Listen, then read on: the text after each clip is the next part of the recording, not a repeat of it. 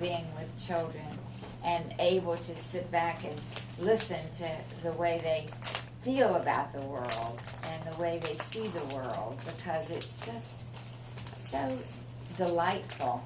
And I always think, no matter how old I get, I will always love being around children, because they just accept you like you are.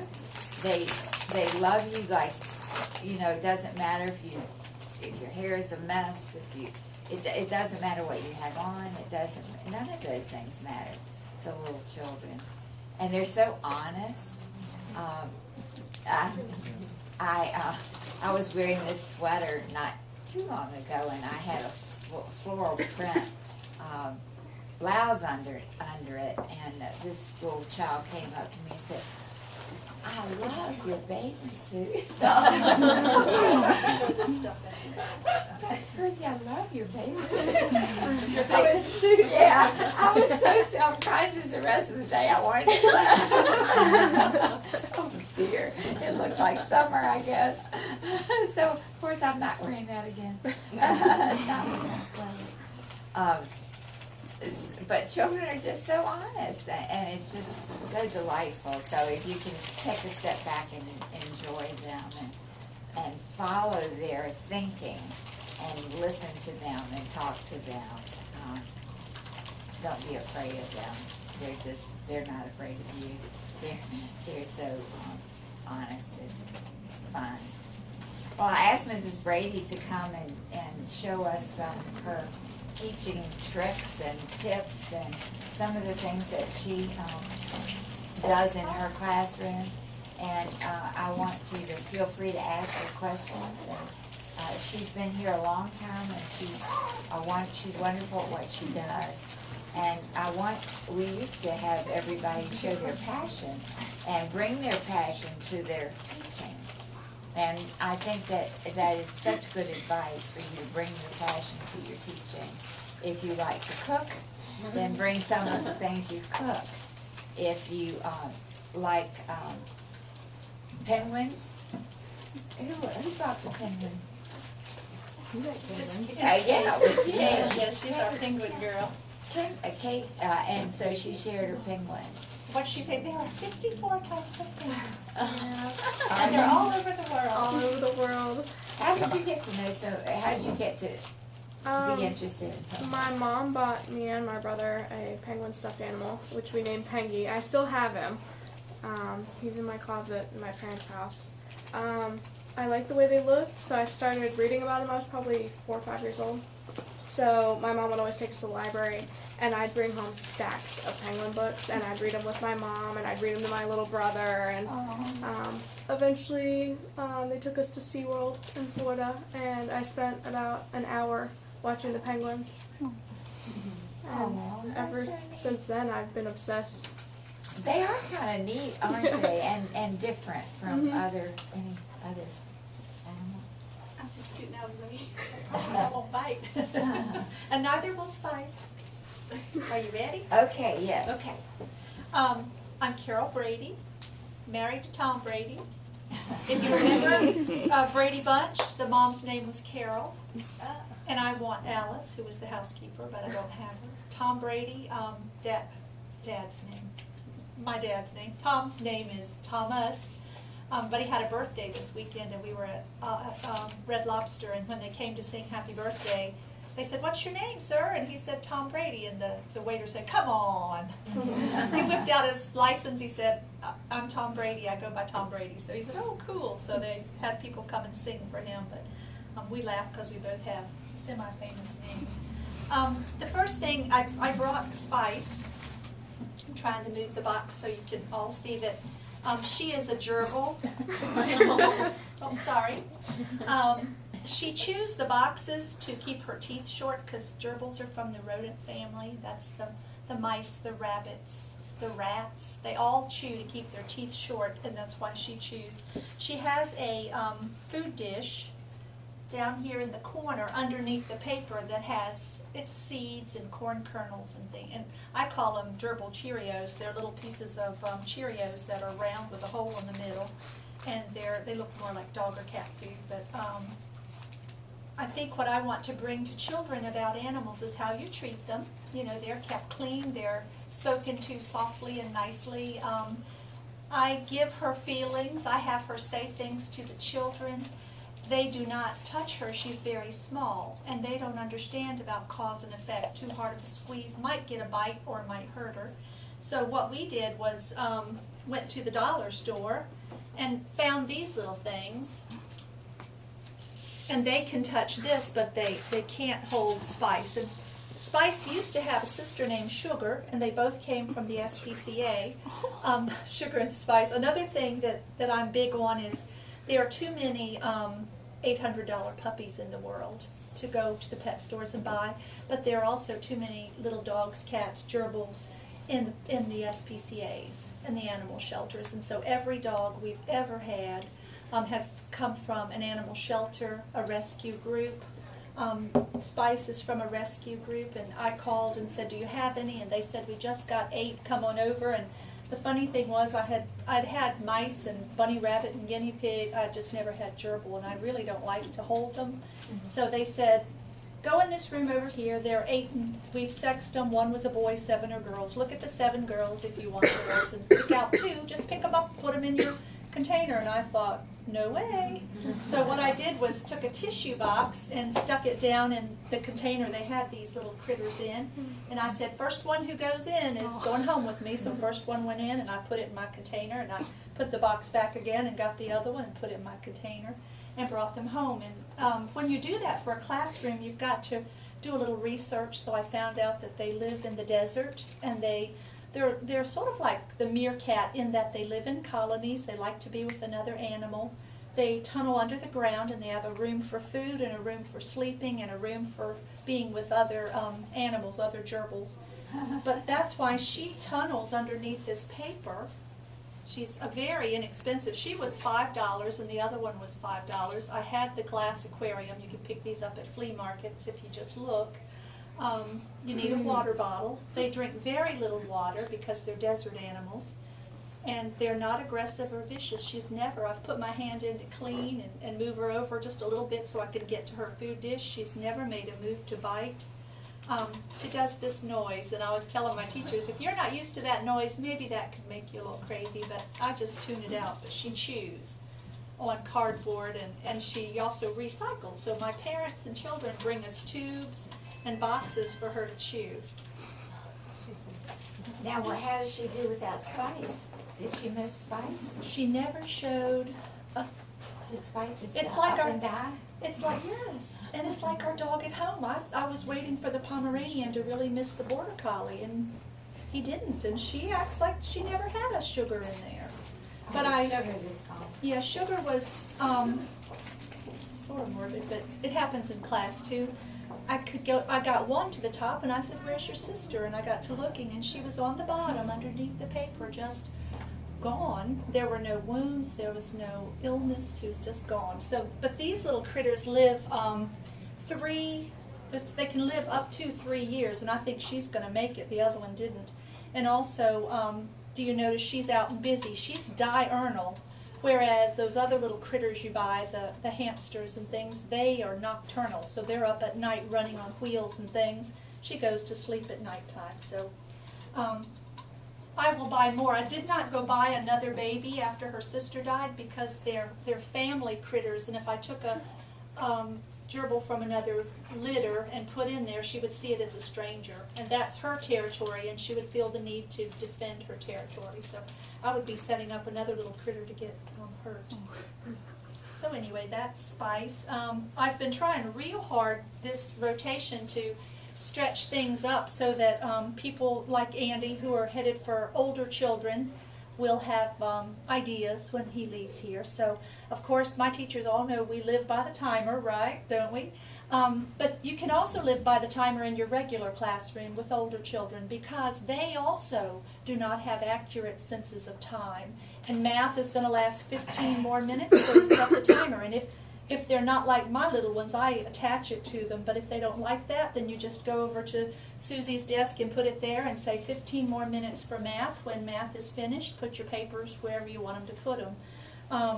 The dollar store is starting to be more and more teachers' friends, and so you need to find the little section in the dollar store that's for teachers. In TAPS, which is teachers and parents too, these are $3.99, $4.99, and in the dollar store they're $1. And what I do with these is every day we have a table in the afternoon that's a challenge table. Slightly harder or just requires a lot of focus, and so they do that table and they get a sticker. We put happy faces down the row here, and when they get over to the happy face they go to a little prize box which just has trinkets in it, nothing big.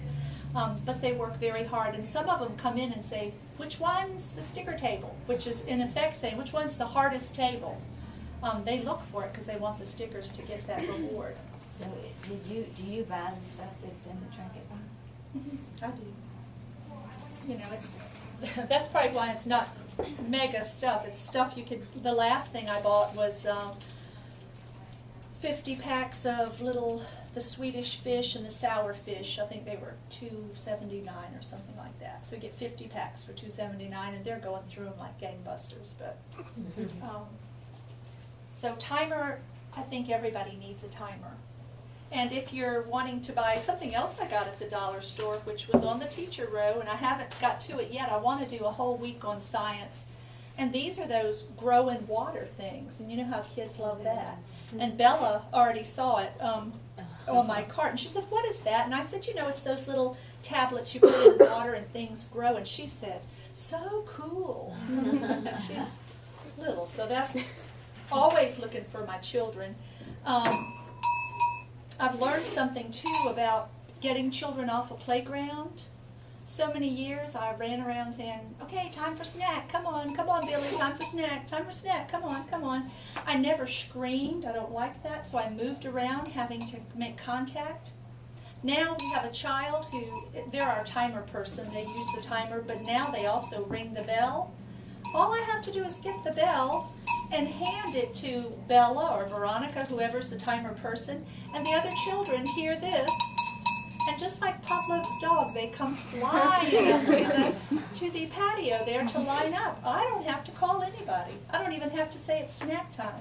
Bella rings the bell, which makes her ecstatic because she gets to hold it and ring it, and I let them ring it as hard as they can. But this one is from when I'm away from school. You think about your kids, you just wait, you just do. So I told my husband, I said, I wish I had a bell to ring when it was time for snack. And so we kept looking.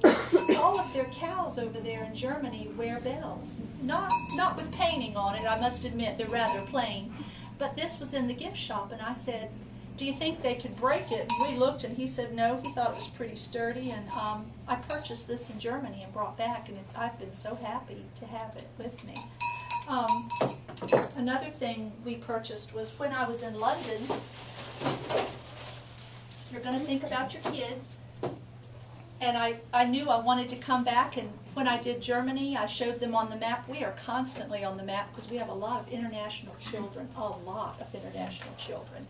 And so when I came back from London, you know, I showed the book. It's got all the main tourist sites in that particular book, and this is the little beefeater bear dressed up, and there are men, you see men in the castles and things dressed like that.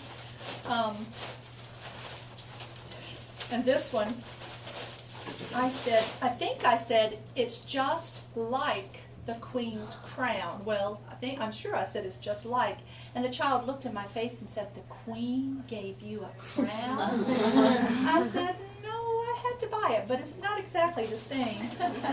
But they were just so fascinated. And then we did ride the London Red Bus. You know, I told everybody I was going to ride on the top, but I didn't know that in the summer when you get on the London bus, it's not so air conditioned and it wasn't so fragrant. So I told my husband, I said, we'll just stay on the bottom. I'll tell the children I never made it to the top. So all these things I bought because I have children here, and I brought the geography home with me, and I brought home sayings that they have in England, and I think it means more to them if you've been there and talked about it. That's why I enjoyed Mrs. Giroff coming to our class and talking about Alaska. It means more when somebody's really been there.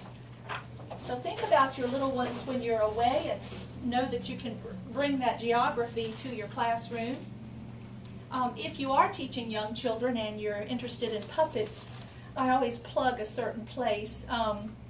Steinmart has this brand of puppets called Aurora, and when I first started going, they were like $7.99, and now they've gone to $9.99, which is still under $10. And for a really nice hand puppet, $9.99 isn't bad. Well, this is Harry the horse, and I wanted to make him phonetic with Harry, and I make him talk. And one time at a puppet workshop, they said the main problem that all of us have with puppets is we hold their head too high so that the mouth is exaggerated, and you need to lean your fingers down so they can see his face, his expression.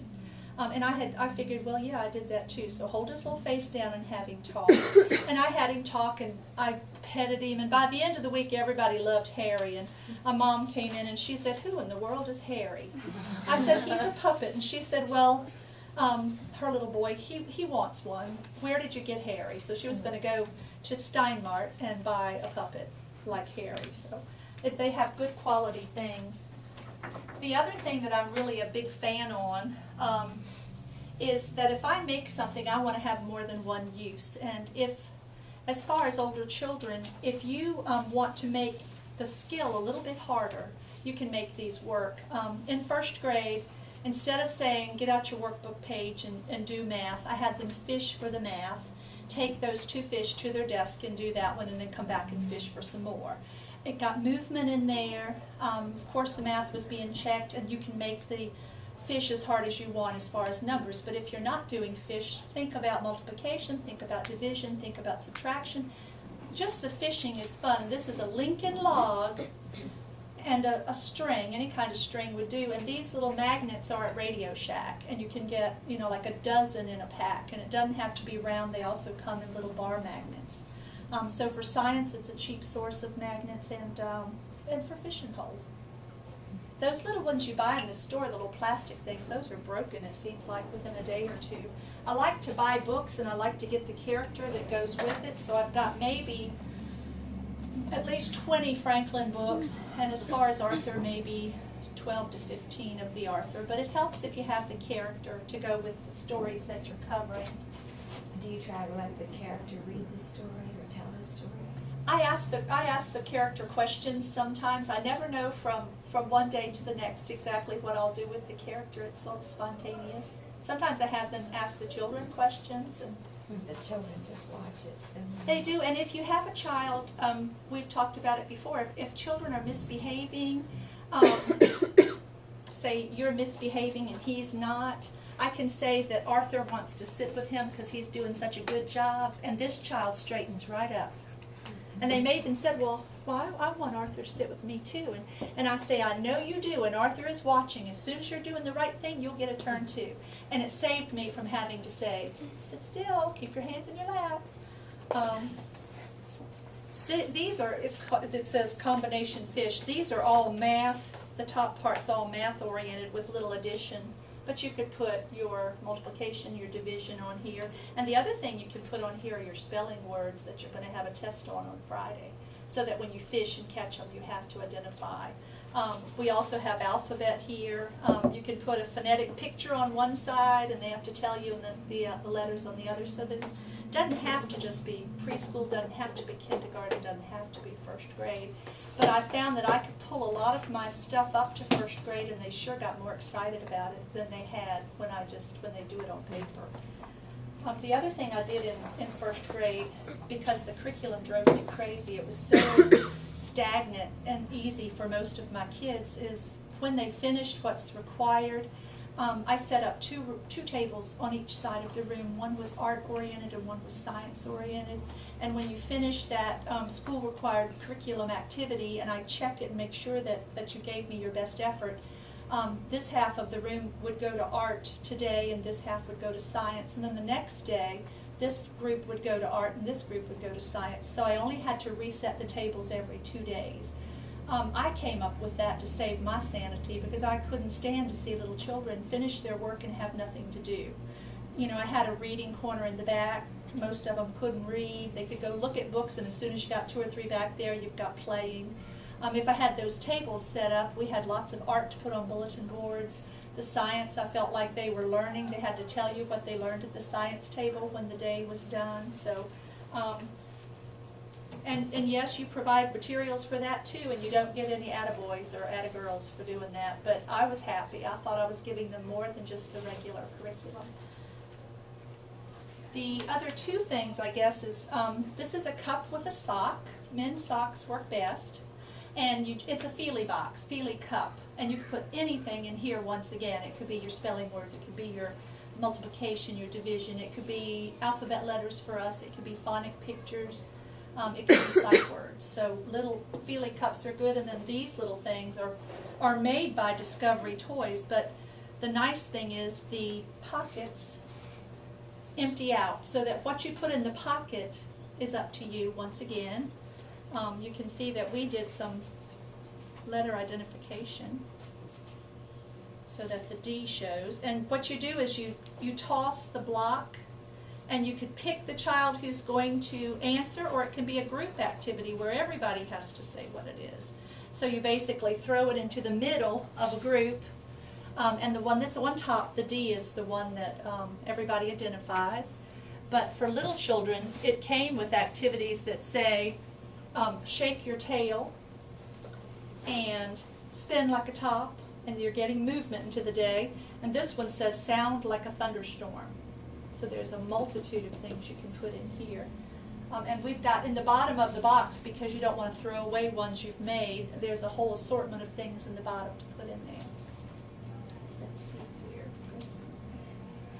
here. The last thing I wanted to mention was, and Andy and I touched on it, as a first-year teacher, they're sort of watching you a lot, especially when you're doing grading and things like that.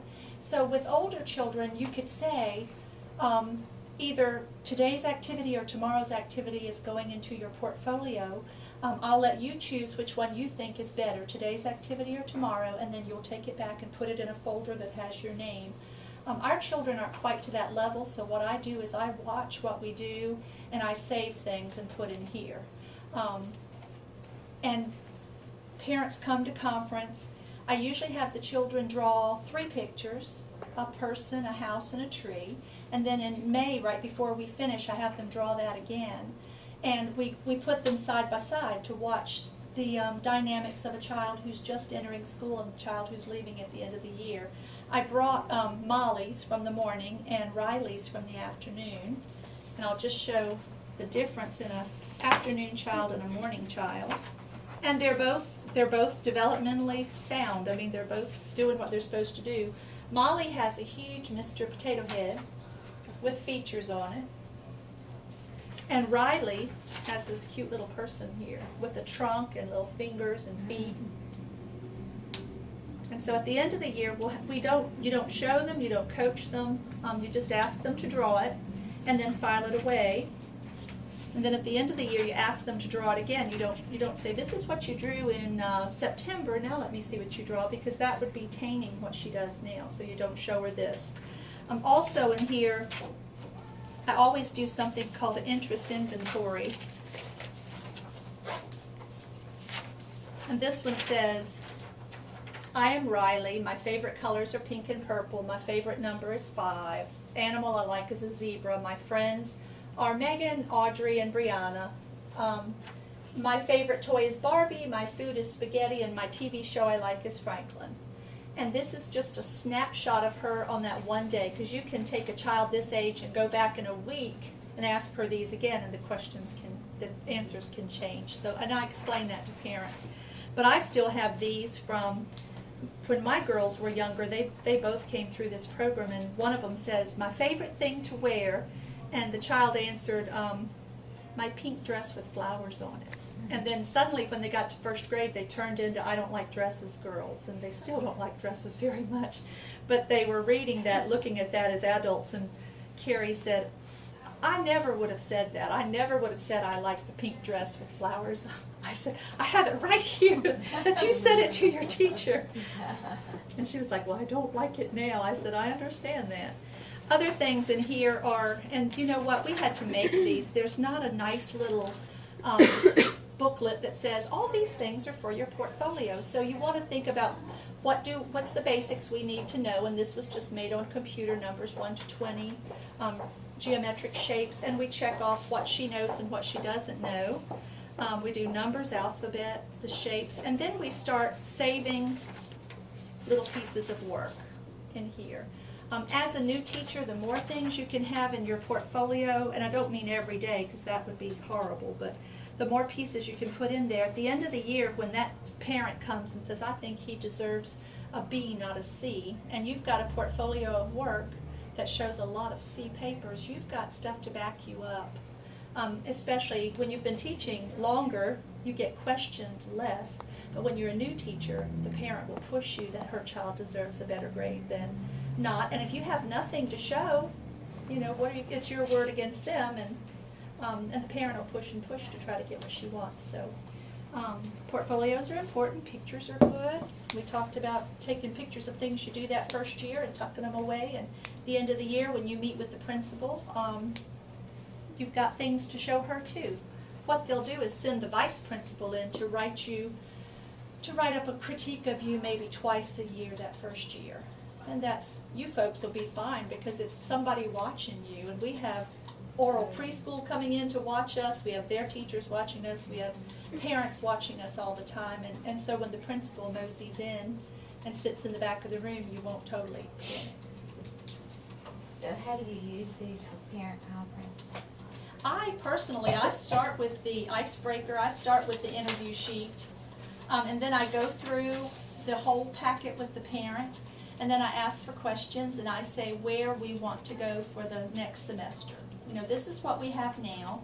I'd like to see her printing improve. I'd like to see some more phonics. That's what we'll be working on in class. I'd like to see rhyming get a little stronger. And usually the parents right there saying, yep, I know she needs that. We'll do more printing at home, and quite often they're offering ways they can make it happen too, so that you're a team. And I have had parents say, one parent said, I'm so glad you have this because she doesn't always come home and tell us everything she does at school. You ask what you do at school, we played. You know, so they don't know. Any questions? I think that's good. That's got everything. Any questions for Mrs. Brady? She's been teaching a long time, and she has lots of interesting ways to get children motivated. I think the big change from when I was a younger teacher to now is that I get into power struggles less. I think I got into power struggles more when I was a new teacher, and I can find the funny moment real easy, much easier than when I was younger.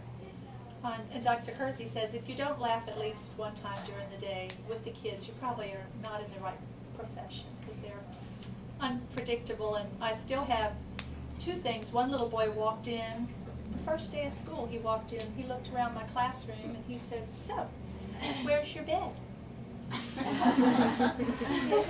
He did. He said, where's your bed? And I said, at my house. And he said, well, where do you sleep? And I said, I do not sleep in this room. And another time I stopped at the Costco gas station to put gas in my car. And I heard someone say, Mrs. Brady, Mrs. Brady. And I looked up and it was one of my students. And she said, put her hand on her hip and she said, what are you doing here? And I said, putting gas in my car. Her mother said she doesn't understand. She thinks you never leave ODU. Yeah. So. What are your tips about how to do a circle time and keep children engaged? Visuals. And that's where, you know, the puppets come in and the little Franklin and the Arthur and pictures and movement. We talk about a roller coaster. We talk about listening and then doing, listening and then doing, up and down type speed to your circle time. And also when you read, even though some lit professors say you should read every word to pay homage to the book, with young children we ad-lib. We sometimes add their name into the story. We don't change the story so much. The story flow stays the same as far as how it begins, middle, and end. But we change it to shorten it sometimes. We put their name in it. Today in the Annie and the Animals. or Lars, I put their names in. The polar bears. Lars, Yeah. I approached a couple of children and stuck their name in, and not because they were misbehaving, but just because the others are so eager for you to do it to them that they just straighten. What do you do when a child lays down, for example, or gets very disruptive? I always say that it's different for every child. Sometimes with James, we have a Down syndrome child, and sometimes I'll just ask one of the teachers to quietly help that child to scoot back a little and sit up. Sometimes I'm thinking of Kashka when he really wants attention. I'll try to ignore it, but sometimes another child will also want to copy that behavior because they see him getting away with it. So I say what I do want: sit up straight and tall. Thank you. And I might reach and touch his hand. Sit up straight and tall.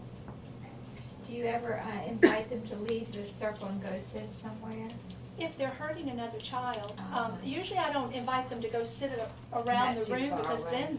then they have no one watching them. But I might say, do you need a chair or can you sit on the carpet? Those are his two choices. If he's touching people or hurting or aggravating people, he might need to sit behind the circle right there in a chair. I like them. I think they re-engage. If you'll keep going and they're sitting right there in a chair, they'll re-engage with you after a few minutes.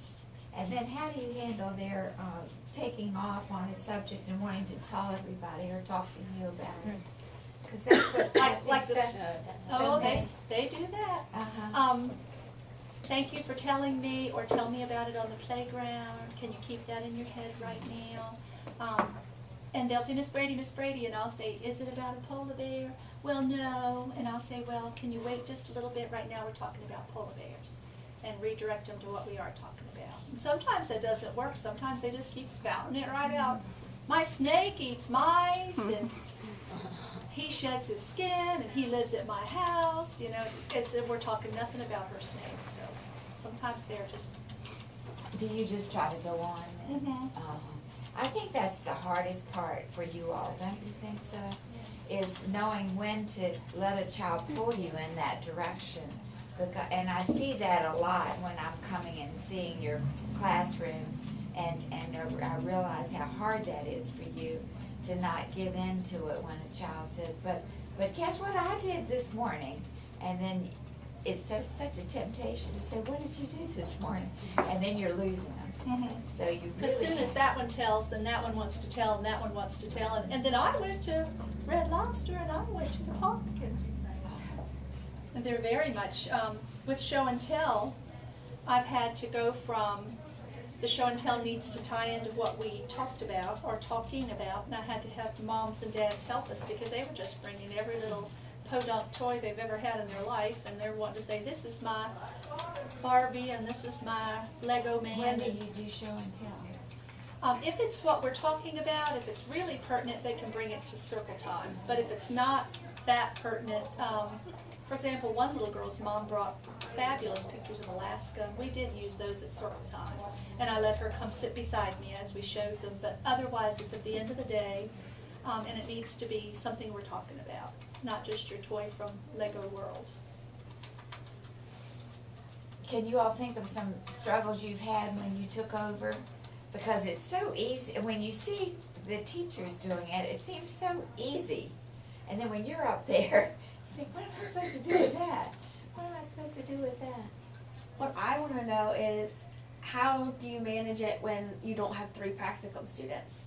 Because like my circle time, half the time I don't even know what's going on in circle time because I'm dealing with, these 2 kids over here or whatever, and Oh, it's and you're not really observing? Is that what you mean? right. So how do you handle 16 kids when you don't have 3 practicum students that you can just say, point to the student and they kind of take care of it? Well, I always have at least one, and your teacher should have at least one.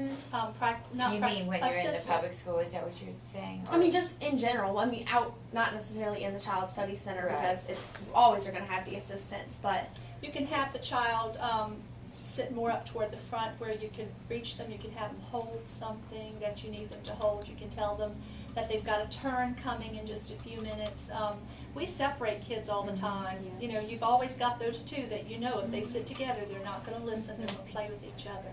And so we just physically, we say, Matthew, please come trade places with Zara, and Zara, will you trade places with Matthew? And Sometimes it helps to have assigned seats where you're arranging the children so that you know. you can arrange them before you start circle. Right.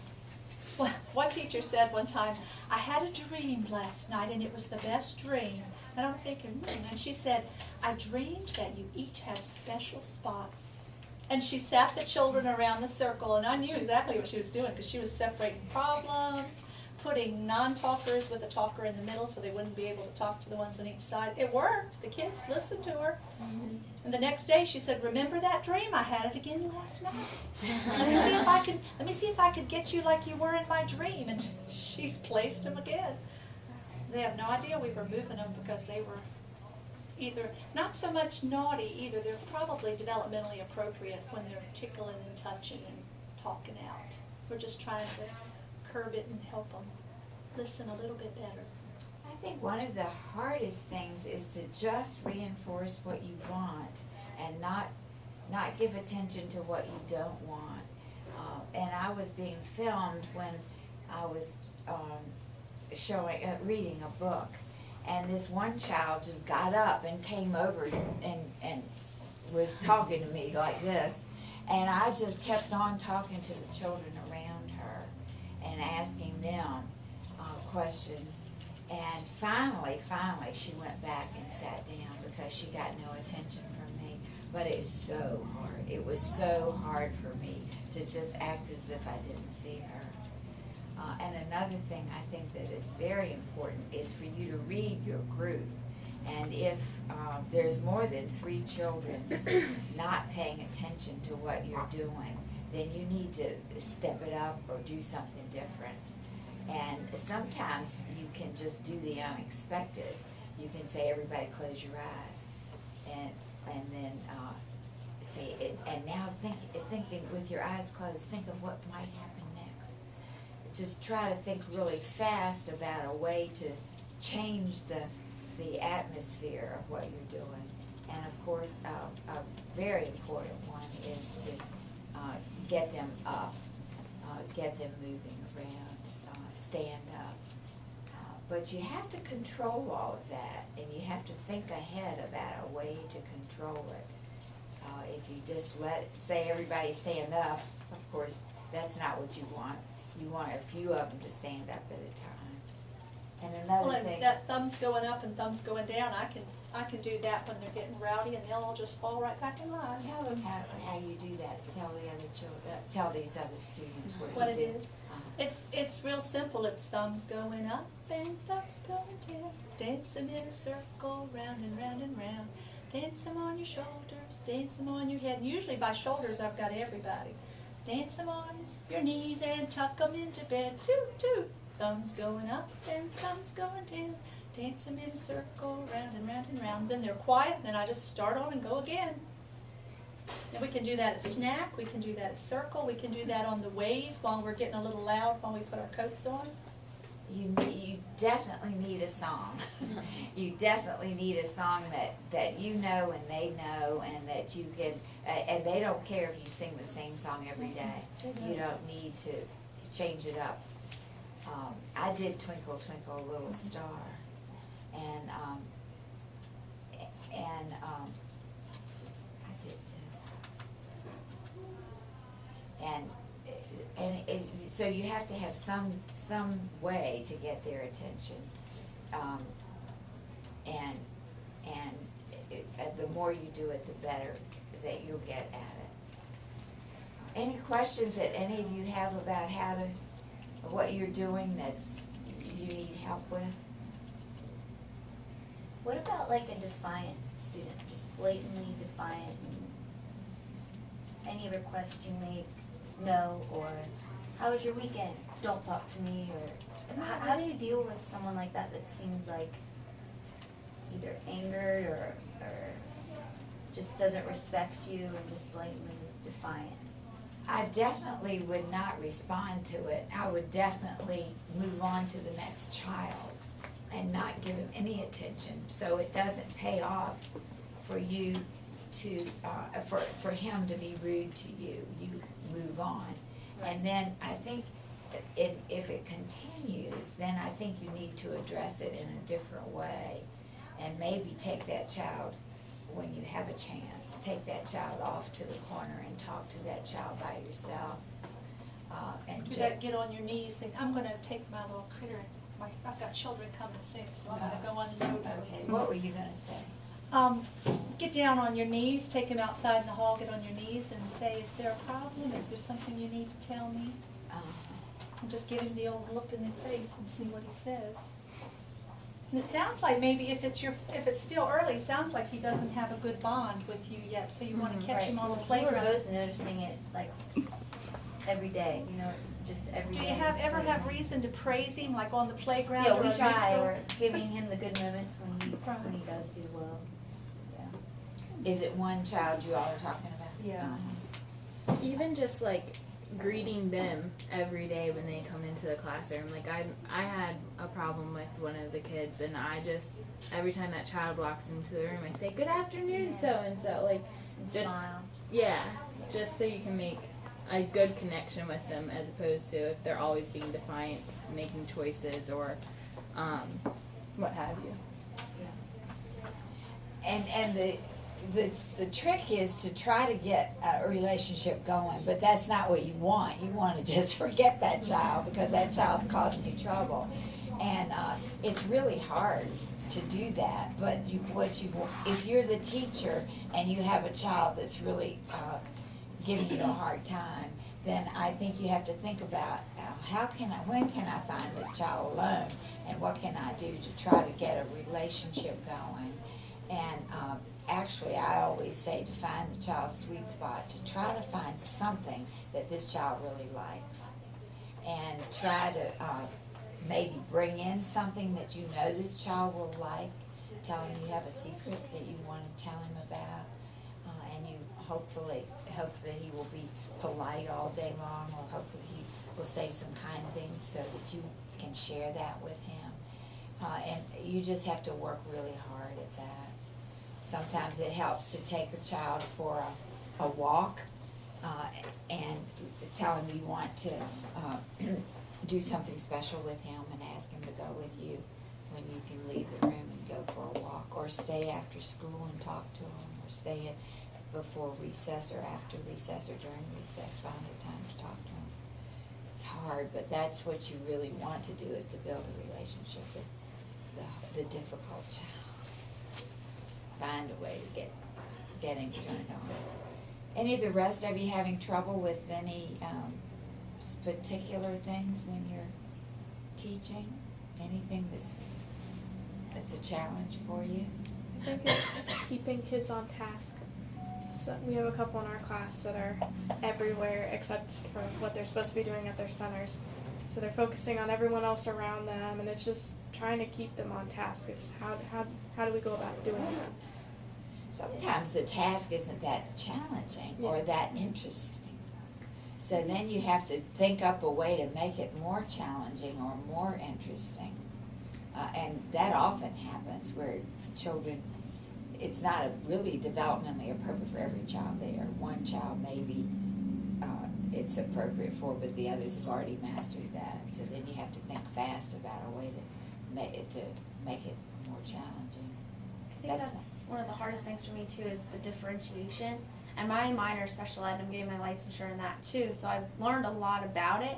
But then, like, when you have 3-year-olds that don't recognize that their name starts with an A, and you have 5-year-olds that are ready to write a full sentence, it's so hard to come up with a center that they're all gonna do basically the same thing, but it has to be on all their levels. So that's the hardest thing for me. It is, and the 3-year-old and 5-year-old are in the same center, Yes. are they?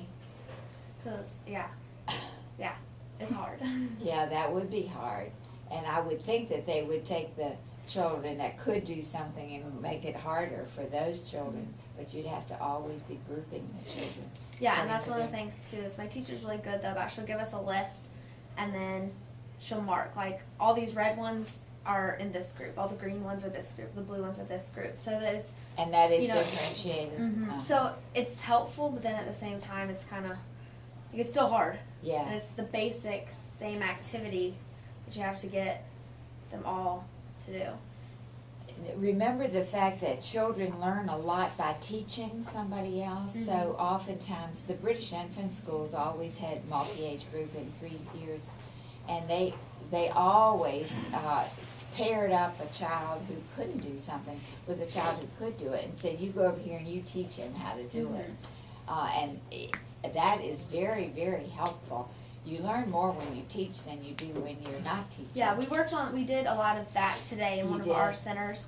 And one of the things with that is, though, was hard because the older kid would just say, okay, it's this, and just do it for them. Yeah. Or the younger kid would be like, you do it. Like, Uh-huh. so you had to remind them, remember you're the teacher, remember you're here to learn. See if you can teach him how, so he can do it. But that's really and that's tempting to do yourself, to do it yourself. A lot of the time, like especially in Miss Brady's afternoon class, she'll have, like for the kids that have mastered that particular thing, she'll have like a similar worksheet or a similar activity for them to do, so that they're not just whizzing through it and then they're off and playing. So I think that helps a lot too. It is hard, though. It's a real challenge for the teachers to teach a multi-age group. Not everybody wants to do that, and not everybody's. But of course, every group is going to have need to be differentiated, and you'll have some slower children or children who haven't grasped it. Okay, any questions about anything? Okay, your assignment, of course, is to bring the journals to me, and you can give them to Megan. She'll give them to me. And we want to have these cards out, so you can just leave the cards here, and we'll have them out each time.